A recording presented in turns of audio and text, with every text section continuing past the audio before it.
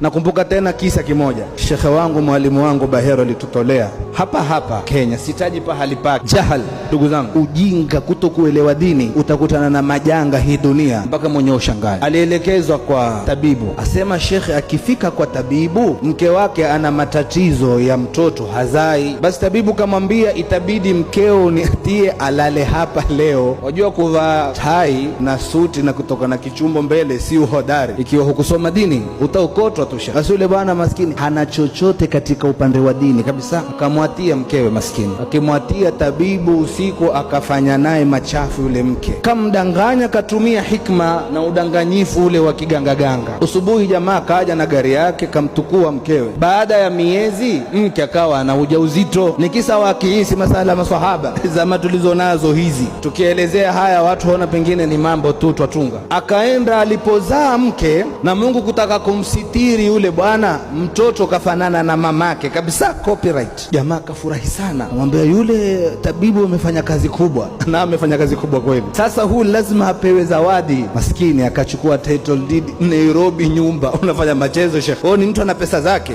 Akamwandikia bwana nyumba, shika tamani uishike unchie ikonde onganga. Jamaa kaipokea bwana, asante kwa kazi yako bwana, matibabu yalikuwa sawa, yakawa hivi na hivi. Ule jamaa, ndio kawaida, ndio kazi zetu hizi. Mwizi wewe. Akiondoka siku ya pili akaibandika mlango, nyumba tunaiuza hiyo. Jamaa katokezea akainunua. Shekhe asema ilikuwa ni kama milioni 30 hivi.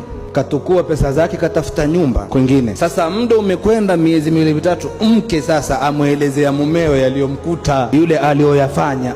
Amefanya hivyo Akaenda mbio kwenye nyumba bwana, akibisha ametoka mwingine, yuko wapi fulani? Ambapo yuko wapi? Mwezi wa 3 huyo nyumba iliuzwa. Jamaa kalia akasema alhamdulillah, nyumba ametoa na mke amefanyaje? Amemtoa. Sababu ni jahal na kutokuelewa dunia inavyokwenda na kutokuuliza. Wewe ukisikia ruqya uvurumiza tu.